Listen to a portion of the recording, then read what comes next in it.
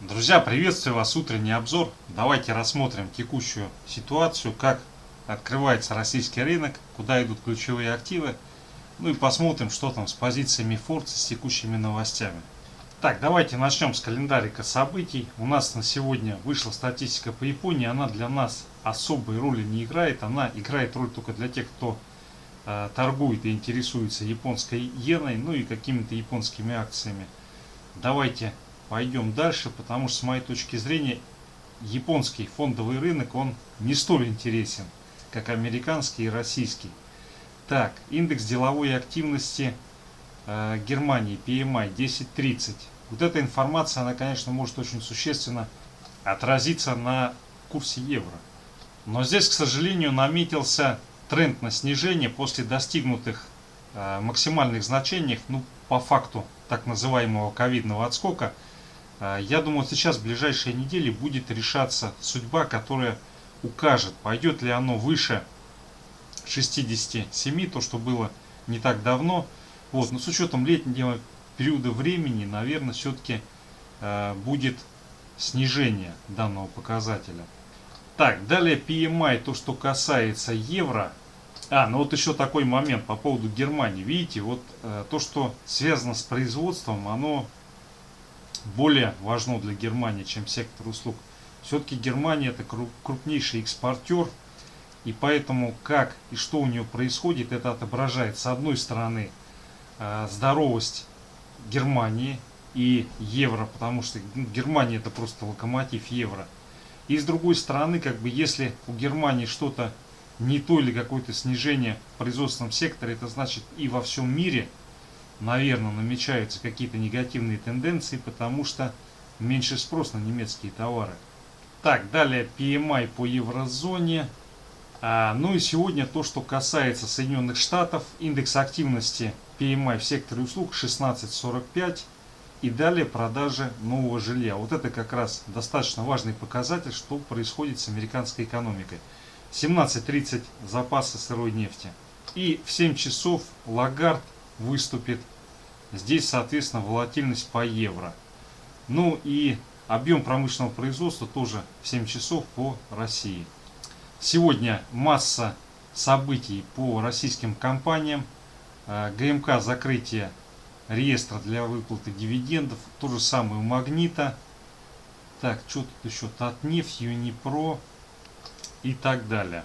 Так, друзья, на всякий случай, если кому интересно, я вот на втором телеграм-канале выложил вот эту табличку с российскими многочисленными событиями. Так, друзья, ну вот вчера Пауэлл выступил перед Конгрессом, его там пожурили, дали ему ценные указания и так далее.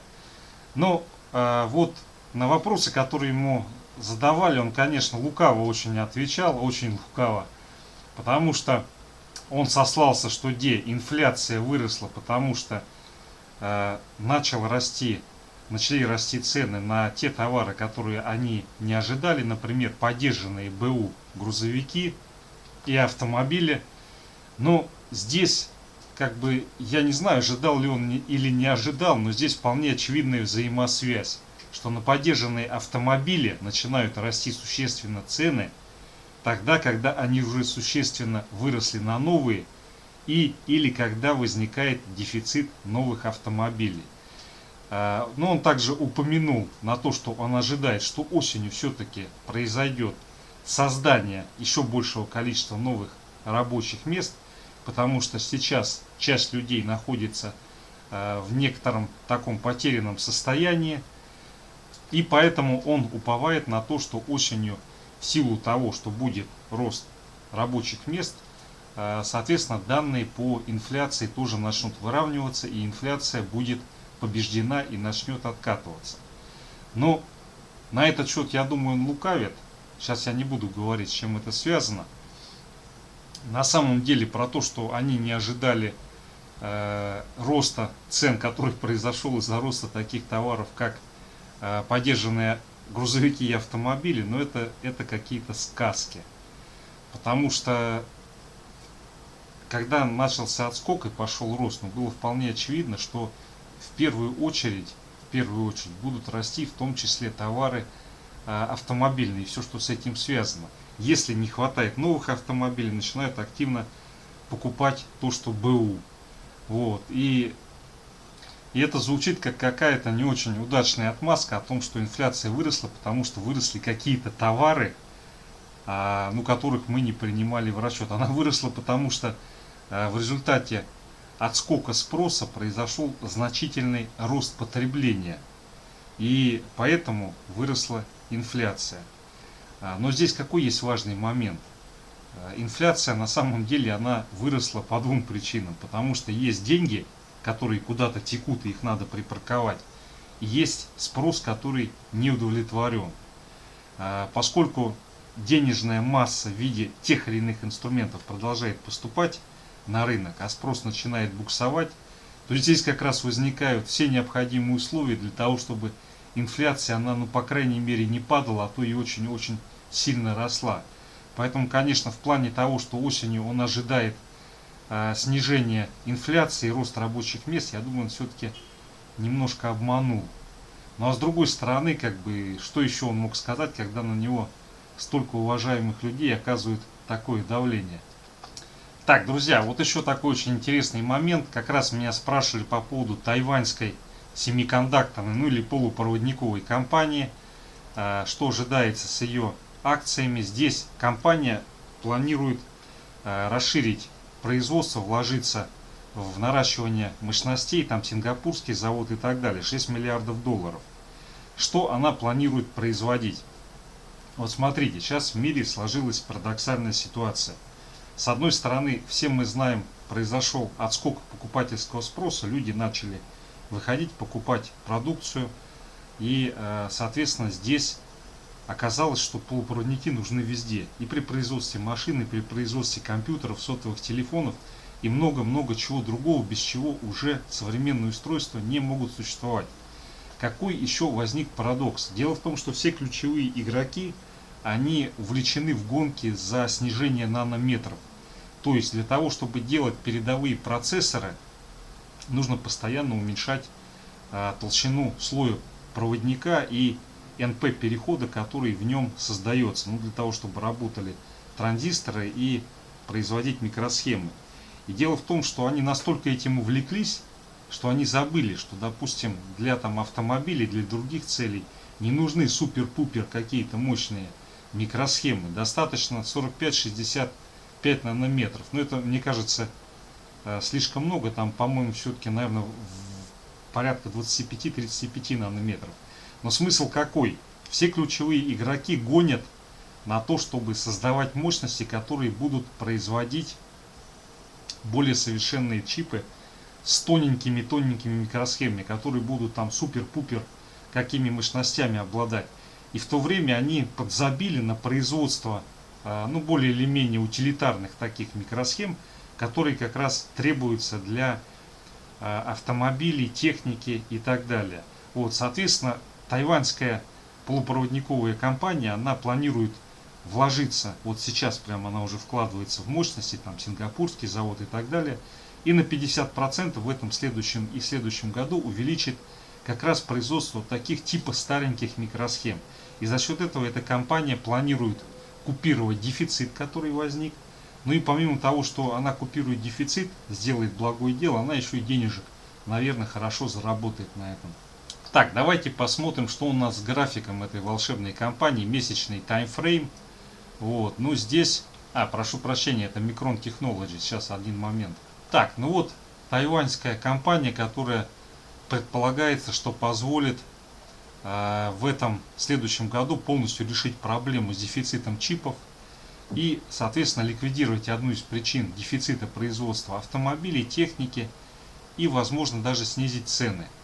Но исходя из месячного таймфрейма, ее загнали в этом году на самые хаи, и, соответственно, на этих хаях болтается. Здесь картина, кстати, с Micron Technologies, о которой я в телеграм-канале писал вчера, она очень похожа. Так, друзья, на недельный таймфрейм переходя, здесь, конечно, ситуация интересная. Здесь пошел сильный очень толчок. Вот у нее есть сопротивление, это 107. От этого сопротивления ее активно выкупают и толкают наверх. Конечно, ее покупать на таких значениях с инвестиционной точки зрения несколько страшно. Несколько страшно. Здесь есть вполне как бы доводы на то, что она будет расти. Это, во-первых, расширение производства так называемых стареньких утилитарных микросхем, которые нужны для производства автомобилей, техники и так далее. И с другой стороны, ну по сути это продолжение печатания денег центробанками ФРС США. И здесь вот этот вот рывок, конечно, на повторное тестирование 142, пробой и улет в космос, но оно вполне может произойти. Вот. Но опять же, все-таки для инвестиционных каких-то действий, мне кажется, это достаточно рискованно с точки зрения здравого смысла. Вот. И поэтому здесь только какие-то спекулятивные короткие идеи, с моей точки зрения, весьма целесообразно рассматривать. Вот как по аналогии с Micron Technologies. По Micron Technologies я вот вчера публиковал в телеграм-канале, если кому интересно, можете посмотреть. Так, ну вот на 4-часовик давайте перейдем. Она, как и все насдаковские компании, видите, как это самое просто летает с гэпами в разные стороны. Вот. Но 4-часовик у нее достаточно интересную картину дает. То есть сейчас здесь пошла инициация движения вверх. И тут достаточно вероятно, что уже в ближайшие недели отсюда разовьется движение. И цель этого движения будет вот сюда, вот на 137. Ну, соответственно, здесь достаточно четкий есть критерий того, что это движение не произойдет. Это коррекционный откат и пробитие 107. Вот 107 здесь у нее некий волшебный уровень, пробитие которого может означать того, что здесь разовьется очень серьезная коррекция и движение на 84, возможно даже ниже. Но пока как бы таких сигналов на то, что такая коррекция здесь случится, их нету. Здесь есть четкий сигнал, что отсюда пошла инициация движения наверх. Так что действительно интересная компания, есть у нее и фундаментальные причины, и с технической точки зрения здесь рисуется картина на короткое движение вверх с вполне как бы прослеживаемым уровнем поддержки и стопом.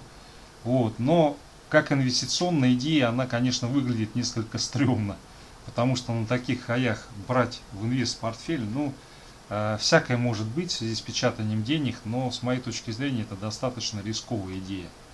Так, друзья, ну вот все, Китай, собственно говоря, здесь отбился и начал расти. Наверное, тайваньская полупроводниковая компания его заставила расти. Ну, это, конечно, шутка. Достаточно позитивное вот это движение. И здесь, судя по всему, складывается импульс. В ближайшее время по Китаю будет сначала 5250, потом, возможно, тестирование вот этого уровня 5300. Так что, можно сказать, по Китаю картина налаживается. По крайней мере локально, вот в течение самого ближайшего времени. Ну и в случае коррекционного отката и пробития 4975, эта позитивная картина будет смыта. Так, друзья, ну смотрите, далее индекс доллара, дневной таймфрейм. Вчера вот доктора Пауэлла поругали конгрессмены, и индекс доллара припал. Сегодня он уже начинает безобразничать и расти. Ну, я думаю, надо его каждый день вызывать на отчет. И тогда очень скоро будет движение в район 75. Так, друзья, переходя от дневного графика к 4-часовому. Вот здесь у нас все-таки как ни крути, но падать он не хочет. И даже он не хочет тестировать вот этот вот волшебный уровень. Это не очень хорошо, потому что отсюда сейчас может пойти импульс, у которого цель будет пробитие 92,4 и движение к цели там, по-моему, 93,5, если не ошибаюсь. Вот, поэтому здесь вот все внимание на текущем движении сегодня-завтра. Если не будет коррекционного отката все-таки с пробитием вот этого диапазона 91,5, 91,6, то тогда, видимо, отменяется такой благодушный позитивизм, рисков продолжает оставаться на рынках, и это постепенно рынки уже в ближайшее время, ну, наверное, упасть рынком сейчас вот прямо не дадут летом, но, по крайней мере, это помешает им постоянно отскакивать и тестировать верхние границы. Так, ну то, что касается S&P, здесь уверенное движение идет с целью опять потестить вот этот вот уже глобальный хай, который не так давно был. Ну, вчера в вечернем выпуске я обращал внимание относительно того, то есть какая позиция будет у американских финансовых и нефинансовых властей в случае развития очень сильного коррекционного отката и падения рынков. То есть у них на это завязана экономика всей страны и благосостояние простых американцев, и поэтому вот этот рост резать, который произошел, я думаю, они будут в самую последнюю очередь и будут максимально препятствовать тому, чтобы этого не случилось. По крайней мере, с американским рынком. Так, друзья, далее эфириум. Вчера биткоин смотрели, дневной график. Здесь не пробили вот это значение 1721, удержали. То, что пробили 2165, это, конечно, не очень хорошо, потому что это означает, что никакие импульсы, которые здесь возникали, они не сработали. Вот. Но тем не менее, текущая формация 1721, она очень сильная. Соответственно, если здесь будет удержание, если не пойдет повторное пробитие, то тогда самые ближайшие месяц-два отсюда произойдет отскок и переписывание вот этого максимума. Если здесь все-таки возникает пробой, то уже как бы здесь однозначно меняется вот эта траектория вся, и он переходит дрейфовать, будет проседать, цель движения уже будет в районе 930-950. Так, ну и 4-часовик, здесь мощнейшая разворотная конструкция с целью движения вот сюда, вот на 2760. Соответственно, критерий, то, что она не реализуется, это тестирование и пробой 1721. Так, друзья, далее золото. Здесь идет импульс, пробитие и закрепление 1782.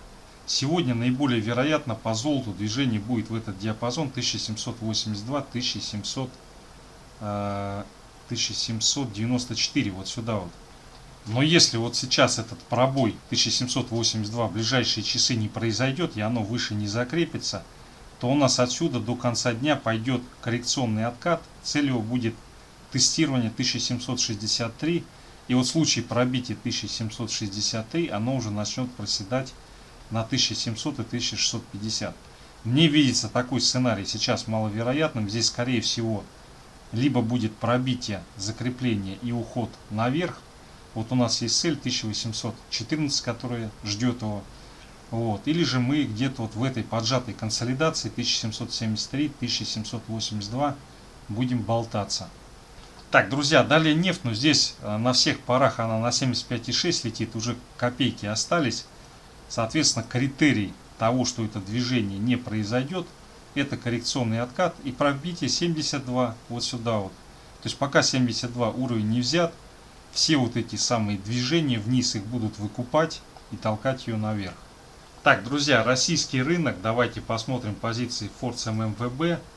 Здесь у нас по РТС, ну, скорее всего будет рост, но в целом такой рост очень вяленький. Где-то болтание в районе, сейчас посмотрим на графике. Но в течение дня картина при движении нефти, пробой и закрепление 75,6, она поменяется, конечно же, и здесь по РТС пойдет более энергичное движение наверх. Так, ВТБ, но здесь ситуация непонятна, не очень большое количество позиций и их изменения. Сбер, здесь на боковик ставка. Газпром, здесь ставка на коррекционный откат. ГМК, ставка на то, что он тоже будет проседать дальше. Русгидро, тоже ставка на то, что Русгидро будет проседать. Но здесь на самом деле не такое большое количество позиций и открытых, и поэтому здесь не столь показателен ни само количество позиций, ни их изменения.